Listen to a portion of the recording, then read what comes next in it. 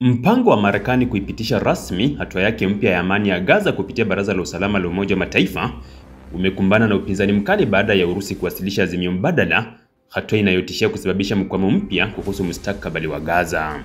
Marekani inataka Baraza la Usalama liidhinishe azimio linalounganisha mpango wake wa vipengele 20 ili uwe sheria ya kimataifa, likijumuisha kuunda kwa jeshi la kimataifa la kusimamia utulivu na baraza maalum la uongozi litakalosimamia kipindi cha mpito Gaza. Mataifa mengi ya Kiarabu yamesema uungwaji mkono wa Umoja wa Mataifa ni muhimu ili kuepuka taswira ya kuwa wavamizi. Urusi, ambayo ina kura ya turufu veto, imewasilisha azimio lake lenye vipengele 10.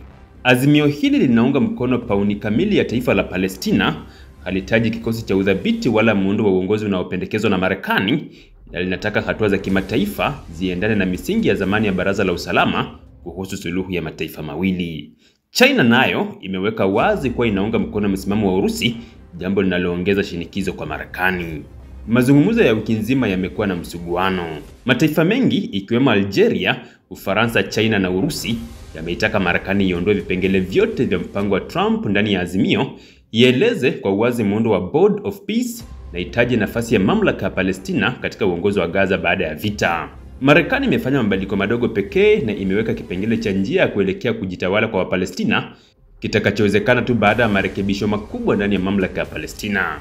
Mwisho wa wiki, Marekani ilisema haitafanya tena marekebisho na ikataka kura ifanyike kabla ya Jumatatu. Urusi imesema azimio lake lina lengo la kusahihisha mpango wa Marekani ili kulirudisha katika misingi ya kimataifa ya suluhu ya mataifa mawili.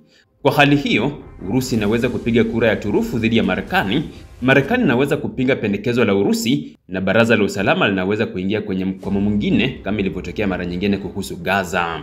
Hata hivyo, Marekani imepata uungwaji mkono wa baadhi ya mashirika muhimu wa eneo ikiwemo Qatar, Misri, Falme za Kiarabu, Indonesia na Pakistan, ambao wamesema mpango wa Marekani unatoa njia inayowezekana ya kurejesha amani Gaza.